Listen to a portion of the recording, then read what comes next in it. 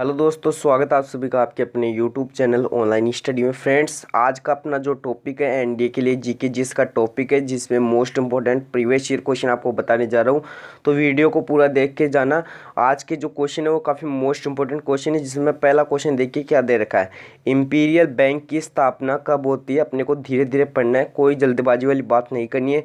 Imperial bank का आपको पता होना चाहिए क्या होता है। तो दोस्तों, इंपीरियल बैंक होता है bank of Bombay, bank of Bombay और बैंक ऑफ मद्रास। लिख लो, बैंक ऑफ मद्रास और बैंक ऑफ कोलकाता। ठीक है, तो इन तीनों का जो मिलन का जो बैंक होता है, मतलब इन तीनों से बना हुआ जो बैंक होता है उसे क्या कहते हैं? इंपीरियल बैंक कहते हैं। अब दोस्तों मैं बता दूं, ये जो इनसे मिला हुआ बैंक होता है इसकी स्थापना कब होती है? 1921 में होती है। और फिर इंपीरियल बैंक से 1955 में क्या बनता है? इंपीरियल बैंक से एसबीआई बैंक बन जाता है। पहले क्या था? इंपीरियल बैंक था और अब क्या बन गया? स्टेट बैंक ऑफ इंडिया बन गया। कब? 1955 में बन गया। नेक्स्ट क्वेश्चन देखिए क्या दे रखा है। दक्षिण भारत का मैनचेस्टर किसे कहा जाता है? अच्छा क्वेश्चन है। दक्षिण भारत का मैनचेस्टर किसे कहेंगे? आप सभी को पता है, ये कहेंगे पर कोयम्बटूर को। लिख लो, यहाँ पे कोयम्बटूर लिख लेना, इसको इस प्रकार लिख लेना, कोयम्बटूर। ठीक है, कोयम्बटूर लिख लेना। और कोयम्बटूर कहाँ है? अपना तमिलनाडु में। सभी को पता है दोस्तों को। अच्छा क्वेश्चन हो, काफ़ी मोस्ट इंपॉर्टेंट क्वेश्चन है। अब देखो, आपको पता होना चाहिए वैसे मैनचेस्टर किसको कहते हैं? इंग्लैंड को। ठीक है, मैनचेस्टर इंग्लैंड। ठीक है, मैनचेस्टर किसे कहते हैं? इंग्लैंड को कहते हैं। और यदि आपको पूछ ले ये जो मैनचेस्टर है किसके लिए प्रसिद्ध है, तो ये भी लिख लेना, मैनचेस्टर सूती वस्त्र के लिए प्रसिद्ध है। सूती वस्त्र के लिए जो है पॉपुलर है, ये भी नोट कर लो क्योंकि अच्छा क्वेश्चन है, मोस्ट इंपॉर्टेंट क्वेश्चन है। अब आपको पूछ ले कि भारत का जो मैनचेस्टर है, तो दक्षिण भारत को क्या केवल भारत का जो मैनचेस्टर है, भारत का मैनचेस्टर किसे कहा जाता है? वो कहा जाता है दोस्तों अहमदाबाद को। लिखो, अच्छा क्वेश्चन है कि जो भारत का मैनचेस्टर है वो अहमदाबाद को कहा जाता है। ठीक है, और जो अहमदाबाद है, लिखो इसको भी, ये क्वेश्चन भी लिखो। अहमदाबाद है कौन सी झील के किनारे बसा हुआ है? तो कांकरिया झील है, उसके किनारे बसा हुआ जो है शहर है। कांकरिया झील के किनारे जो बसा हुआ शहर कौन सा हो जाएगा? अहमदाबाद हो जाएगा। और साबरमती नदी के किनारे ये जो है स्थित हो जाएगा। साबरमती नदी के किनारे जो है स्थित हो जाएगा क्या? ये अहमदाबाद। और फर्स्ट भारत की प्रथम वर्ल्ड हेरिटेज सिटी भी कौन सी हो जाएगी? अहमदाबाद ही होगी। अब देखो, मैं इसको इरेज कर रहा हूँ, इसको एक बार जो है स्क्रीनशॉट ले लीजिए आप, क्योंकि अच्छा क्वेश्चन है। तो ये क्वेश्चन आपको एग्जाम में ज़्यादा से ज़्यादा देखने को मिलता है। नेक्स्ट देखिए क्वेश्चन, इसमें क्या पूछ सकता है आपको। अब पूछेगा आपको कानपुर से रिलेटेड। तो उत्तर भारत का जो मैनचेस्टर है, उत्तर भारत का जो मैनचेस्टर है, उत्तर भारत का मैनचेस्टर लिख लो आप, क्योंकि अच्छे क्वेश्चन। उत्तर भारत का मैनचेस्टर कहा जाता है कानपुर को। और कानपुर में क्या है? Green park stadium. लिखो, green park stadium, green park stadium है। ठीक है, तो ये भी आप नोट कर लेना। आप पूछ रहा सकता है कर्नाटक से रिलेटेड। दोस्तों, कर्नाटक से रिलेटेड आपको क्या क्या पूछेगा, आपको मैं बता देता हूँ। कर्नाटक में एक आपको पूछेगा कि जो सिलिकॉन वैली है, लिखो silicon valley, silicon valley, silicon valley ये कहाँ? अपनी सिलिकॉन वैली है बंगलुरु कर्नाटक में। ठीक है, तो इतना खत्म इसका। नेक्स्ट क्वेश्चन देखिए क्या दे रखा है। भारत की फर्स्ट वर्ल्ड हेरिटेज सिटी है वो किसे कहा गया है? तो दोस्तों, अभी मैंने आपको बताया कि जो प्रथम जो वर्ल्ड हेरिटेज सिटी है वो अहमदाबाद को कहा गया है। और दोस्तों, कानपुर को क्या कहा गया है? कानपुर को अभी को मैंने बताया है ग्रीन पार्क स्टेडियम है, ये कानपुर में। और उत्तर भारत का जो मैनचेस्टर वो इसे कहा गया है। अब देखो, मुंबई में क्या है? तो दोस्तों, इसको लिखो, कॉटन सिटी के नाम से किसे जाना जाता है? Cotton city of Mumbai. ठीक है, कॉटन सिटी ऑफ मुंबई, मतलब कॉटन सिटी के नाम से जाना जाता है मुंबई को। और कर्नाटक में अपना क्या है? सिलिकॉन वैली है। नेक्स्ट क्वेश्चन देखिए क्या दे रखा है। भारत की पहली महिला ओलंपिक खिताब जीतने वाली विजेता का नाम बताइए। मतलब भारत में कौन सी महिला है? पहली महिला कौन है जिसने ओलंपिक का खिताब जीता था? दोस्तों, मैं आपको बता दूं, पहली महिला है कर्णम मल्लेश्वरी जी। कर्णम मल्लेश्वरी जी ने पहली महिला का खिताब जीता, किसमें? ओलंपिक में। अब देखो क्या क्या जीता वो अभी आपको मैं बता देता हूँ। तो देखो, कर्णम मल्लेश्वरी जी है। पहले आप जान लो, जो ओलंपिक है दोस्तों, ओलंपिक हुए कब थे स्टार्ट? 1896 में हुए थे, मतलब 1896 में स्टार्ट हुए थे। और पहला जो है ओलंपिक कहाँ हुआ था? पहला हुआ था एथेंस ग्रीस में। ठीक है, एथेंस ग्रीस में, एथेंस में हो जाता है। ठीक है, एथेंस में जो है पहला हुआ था। और एथेंस ग्रीस की राजधानी है, ग्रीस की जो कैपिटल है वो क्या है? एथेंस है। तो ये आपको पता होना चाहिए। अब आपको पूछेगा क्या कि जो ओलंपिक में जीती थी कर्णम मल्लेश्वरी जी, कौन से ओलंपिक में जीती? तो दोस्तों, मैं आपको बता देता हूँ कि सन 2000 में हुए थे अपने सिडनी ओलंपिक। कौन से ओलंपिक? सिडनी ओलंपिक हुए थे। तो उसमें मतलब सिडनी ओलंपिक में क्या हुआ था, ब्रॉन्ज मेडल जीता था कर्णम मल्लेश्वरी जी ने। ये इतना मामला आपको पता होना चाहिए। अब देखो आपको और क्वेश्चन क्या क्या पूछा जा सकता है वो भी आपको बता देता हूँ। एमसी मेरी कॉम किसके लिए प्रसिद्ध है, तो लिख लेना। एमसी मेरी कॉम ने क्या किया था, बॉक्सिंग में, ठीक है, बॉक्सिंग में जीता था। क्या जीता था, बॉक्सिंग में इन्होंने ब्रॉन्ज मेडल जीता था। और कौन से ओलंपिक में, लंदन ओलंपिक में, लंदन ओलंपिक में जीता था। कौन से ओलंपिक में, लंदन ओलंपिक में। और 2012 में, 2012 लंदन ओलंपिक, और क्या जीता था, बॉक्सिंग में ब्रॉन्ज मेडल जीता था। अब देखो और क्वेश्चन बता रहा हूँ लेकिन इसको इरेज कर रहा हूँ मैं, इसको स्क्रीनशॉट ले लीजिए आप। अगला पूछ सकता है आपको पीवी सिंधु का नाम। तो दोस्तों इस पीवी सिंधु का नाम ना काफ़ी अच्छा पूछा जाएगा।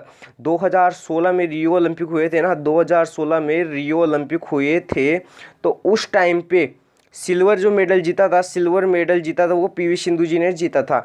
और देखो इसने एक और बार जीता था, एक बार और जीता था 2020 में। 2020 के जो टोक्यो ओलंपिक हुए थे, टोक्यो ओलंपिक हुए थे, उसमें भी इसने जो है कांस्य पदक जीता था, मतलब ब्रॉन्ज मेडल जीता था, ब्रॉन्ज मेडल जीता था। ये भी आपको पता होना चाहिए। तो इसने 2 बार जीता।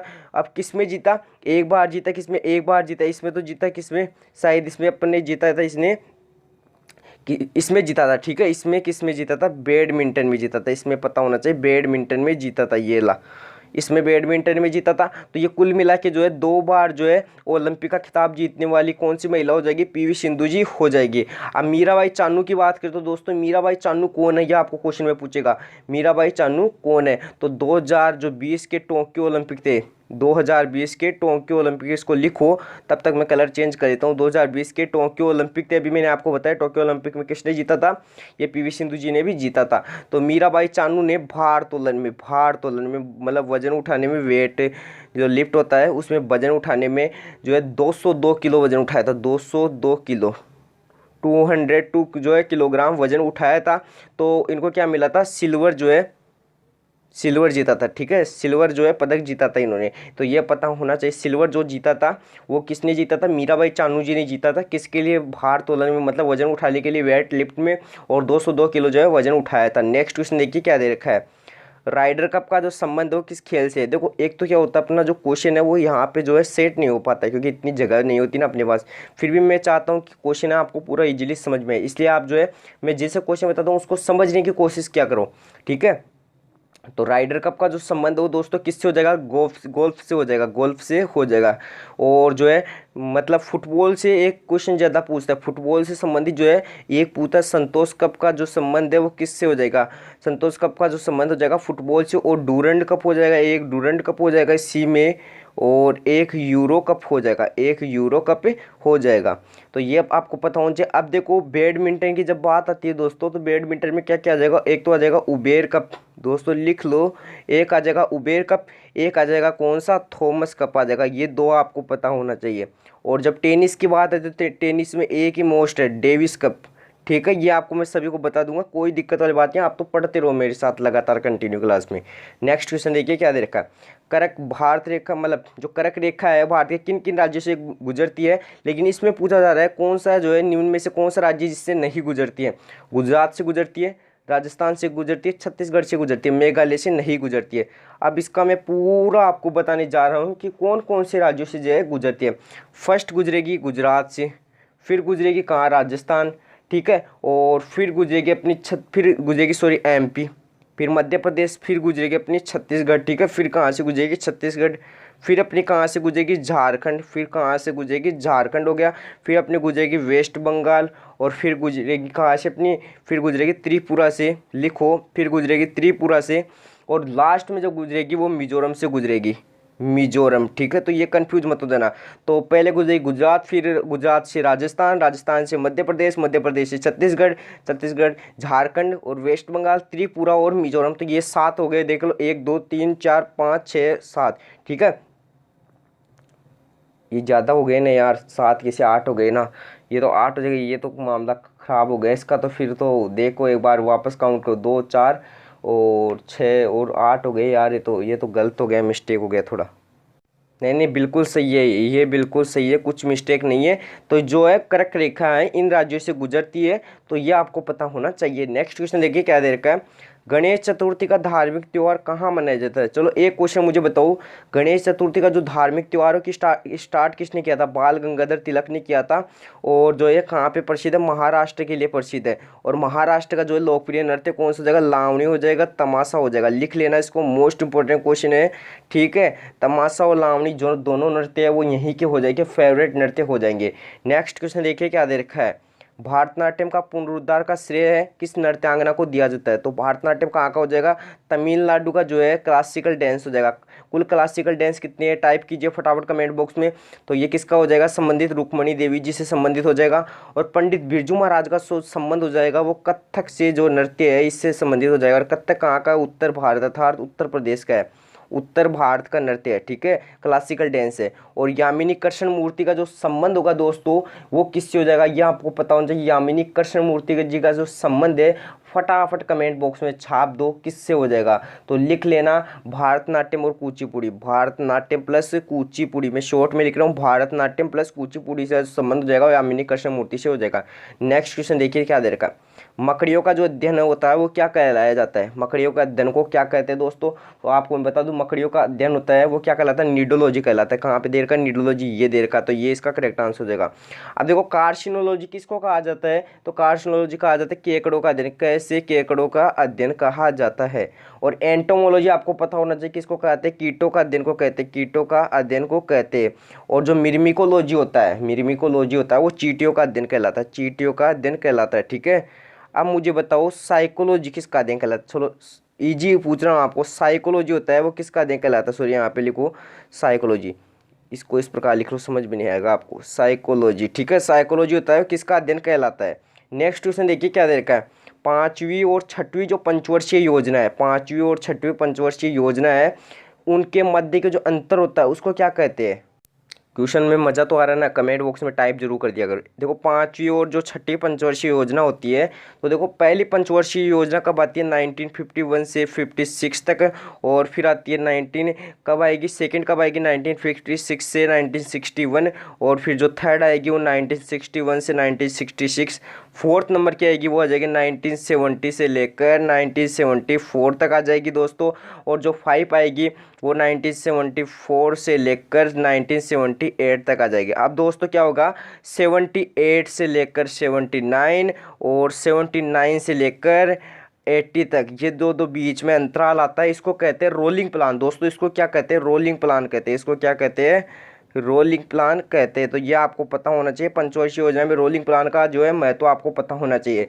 और रोलिंग प्लान है ये किसके मॉडल पर आधारित है, ये आपको पूछेगा। ये किसके मॉडल पर आधारित है ये आपको पूछेगा एग्जाम में ज़्यादा से ज़्यादा। तो ये लिख लो, गुन्नार मॉडल है उस पर आधारित है। गुन्नार जो मॉडल है, लिखो गुन्नार मॉडल है उस पर आधारित है। गुन्नार मॉडल पर आधारित पंचवर्षीय योजना जो रोलिंग प्लान है वो है, ठीक है। और गुन्नार मॉडल की पुस्तक कौन सी है? एशियन ड्रामा में है। ये जो पूरा गुन्नार मॉडल है ये किस में लिखा हुआ है? एशियन ड्रामा में लिखा हुआ है। नेक्स्ट क्वेश्चन देखिए क्या दे रखा है, काकोरी ट्रेन डकैती की जो घटना है कहाँ हुई थी? अपनी लखनऊ के नज़दीक हुई थी।